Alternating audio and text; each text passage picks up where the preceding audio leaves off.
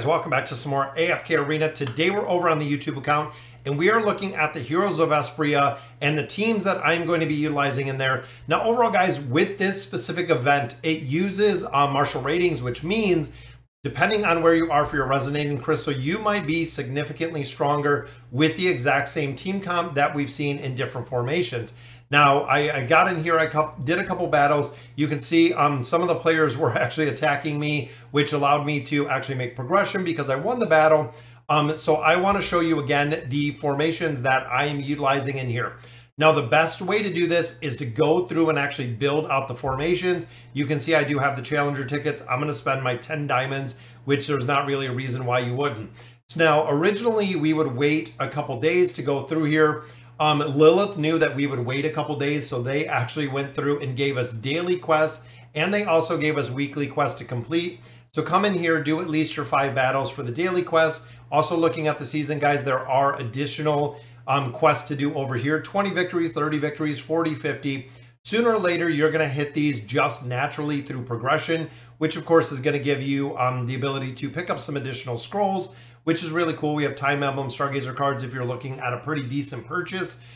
Is it worth it? In my opinion, yes. The reason, if you're looking to purchase something, if you're a light spender, is we have baits, we have red chests, and we have cores, and we have Stargazer cards and Time Emblems. All of the things that are going to take, you're really going to be required to build out some of the heroes within there.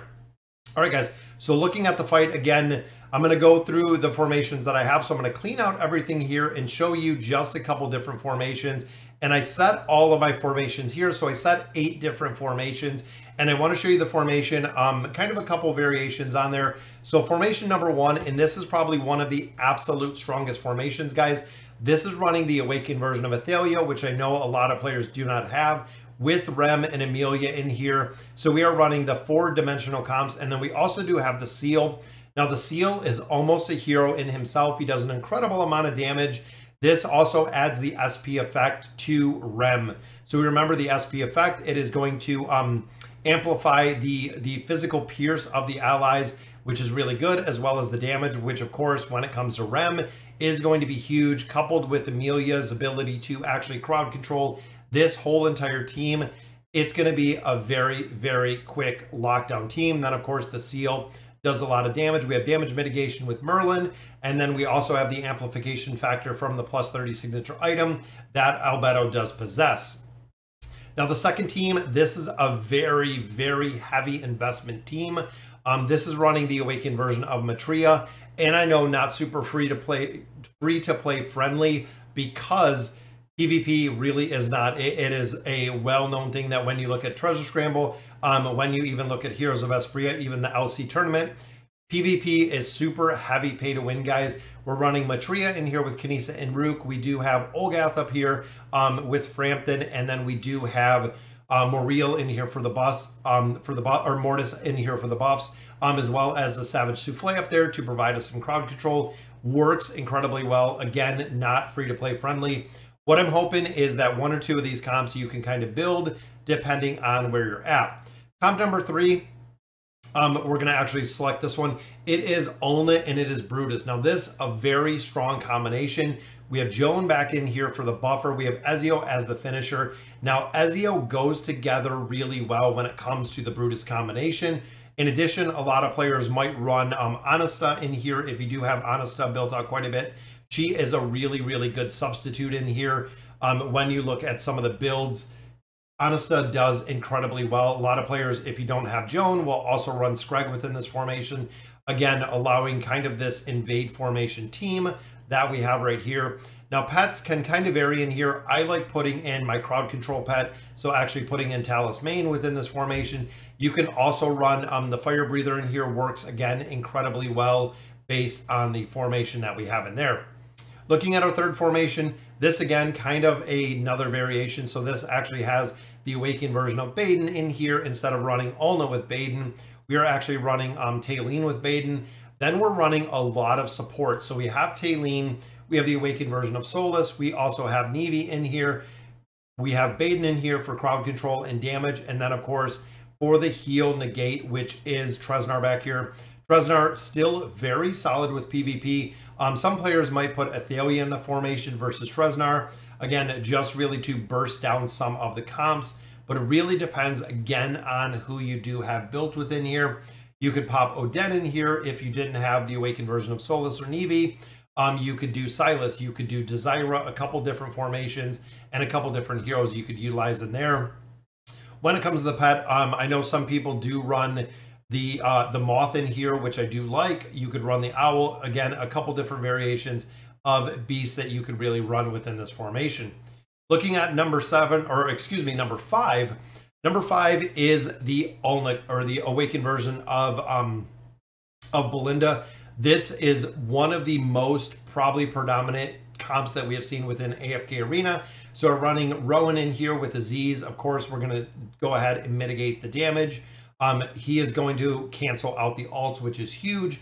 We have Palmer in here for the damage amplification and the crit damage. And we also have Rain in here to reduce the enemies and also shield the awakened version of Belinda, giving her a little bit more of energy.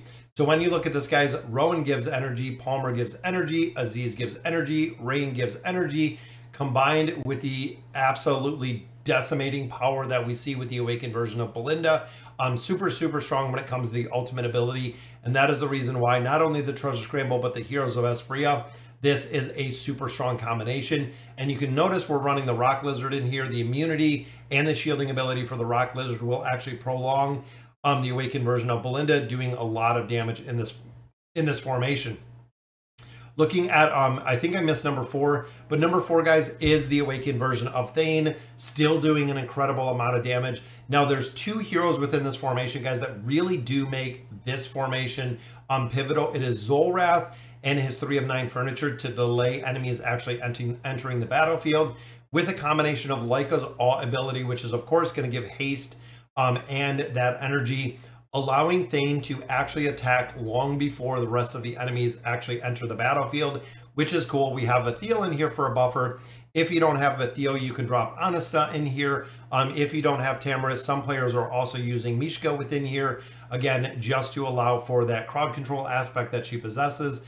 But looking at this formation specifically, both Vathiel and Tamariz are buffers within this formation to allow Thane to really maximize the damage. You could also drop Halos in this formation, again, to literally just buff up Thane. Now, a lot of players, again, do use the Moth within here to go right onto Thane. I like the Wing Lion in this formation. I think it works incredibly well when you're looking at the build out of these heroes. 7th formation, guys, is the original OG Ainz comp. As you can see right here, the opponent that we're facing is running Ainz as well. Ainz formation, you can run it with the Lion. Some players do run it with the Lizard. Overall, this is an original formation that we've actually run for an incredible amount of time. It still works very well, and it is very consistent within formations. You can also see, guys, if you don't have Joan, some players are running on the awakened version of Solus in here. You can go through a lot of different heroes within the dimensional lineup and really pick and choose who you want to use based on the buffing ability. But this is all about, similar to the awakened version of Belinda, this is all about getting Ainz to ult. That is really all you want to do, guys. If you drop Rowan in this formation, it will work well. There are a lot of variations when it comes to this comp that you can use.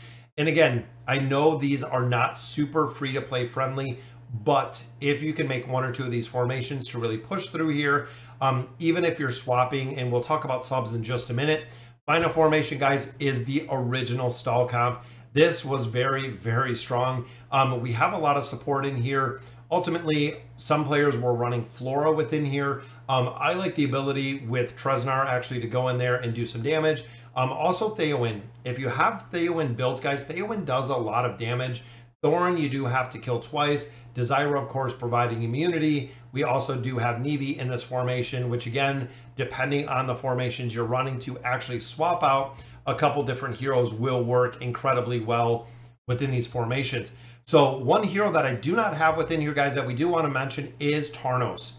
Tarnos is super strong when it comes to the PvP aspect. Usually running Tarnos within that that Taylene comp with Baden. Tarnos usually runs within there. Again, some of the variations with the formations could change depending on exactly who you have. So again, looking through some of these guys, you really want to look at, again, who you have and who is going to be, one, your primary damage dealer, and 2, who is going to support that primary damage dealer. That is really how you build formations within AFK Arena. When we look at, like a Belinda comp, everybody in here is in support in direct correlation to Belinda. When you look at some of these like Thane, the formation here, it is all about Thane, guys. Even within the Belinda comp formation, you can utilize a couple other heroes. Like if you don't have the awakened version of Belinda, Scarlet will work incredibly well in this formation, filling kind of that same void as a primary damage dealer within the casting role. Because again, all of these systems are going to align with the awakened version of Scarlet up here, just like we see with Belinda. Belinda just ults super fast, but again, it's really based on the heroes that you have within AFK Arena. A couple other ones in here, guys, that really work well. Antandra works well with an evade formation when you're running Scrag. Same with Honesta, works very well. If you're looking for an immunity tank, Brutus still again works incredibly well. If you don't have the awakened version of Thane, this formation can also run Orin. So if you're actually running Orin in here, or players run the original version of Athalia, both of those again systematically will work incredibly well within the formation. A lot of other heroes, I'm surprised, Halos has not run a ton in here, but for the amplification factor does work pretty well. Even looking at, again, some of the subs in here, looking for similar heroes for support heroes, similar heroes for the damage dealers. So let's clean this out one more time, guys. I'm going to show you specifically the comps that I am running. Number 1, I am running the awakened version of Belinda. I love this formation. I love the ult ability in this formation. It is a super strong formation. Second one that I'm running is my dimensional formation. Now, since I do have the awakened version of Athalia, I have Rem built out pretty good. I have Amelia built out pretty well. This formation works very well. With the seal, guys, it does an incredible amount of damage. And the final formation that I'm running right now is going to be Matria. Again, when you look at these heroes, we get the 5 hypo buff up here. When the battle starts, Matria will actually buff all 5 of the hypo buffs again. So this is the reason why it is super effective, guys, is we have the double hypo buffs. Now, if you do not have, let's say, Kanisa and Rook, you can put Lucretia in here. If you don't have Olgath, you can go in here with Valoris. There are some variations, but the trigger for this one, guys, is of course Matria. So I'm going to go ahead. I'm going to run one team in here again. We've been farming this for quite a bit. I want to slow it down a little bit. We'll go 2. So we joined. We are 2, 3, 4, 5 seconds in, 6 seconds in. There's the ult, guys. Boom. We have this all lined up. Ult number 2. Within the first 9 seconds, we have 2 ults. Rowan, boom, buffs it up again. 12 seconds in, we have 3 ults, and Belinda is ready for a 4th ultimate ability in 15 seconds, guys. There we go. So there's the freeze from Amelia. Of course, Athalia just goes crazy with the buffs. Then we have Rem as the backup with the damage. Guys, it is such a strong comp in there. Again, if you don't have that awakened version of Athalia, the original version will work. If you don't have the original version, Orin will work in there. A solid instant DPS hero is really going to work within those formations, making these super effective when it comes to the build. And again, the awakened version of Belinda, guys, is probably one of the most broken heroes that we've seen. Short of having an immunity, it is pretty much game over. In addition, if you look, I am significantly over, and I am very significantly over leveled for the opponents that we're fighting right now, because again, this does use the martial ratings when it comes to making progression in here, which means the higher you are in the resonating crystal, the better that you're going to perform, or the more essentially power you're going to have. Even here, guys, they're at what, 12,454. I'm at 28, level 313 versus 291.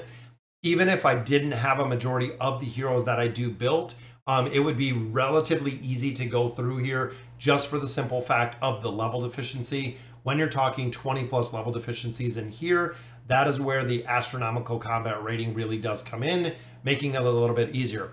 So all right, guys, so that'll do it for today's video. Let me know in the comments what you guys think, and as always, thank you guys for watching.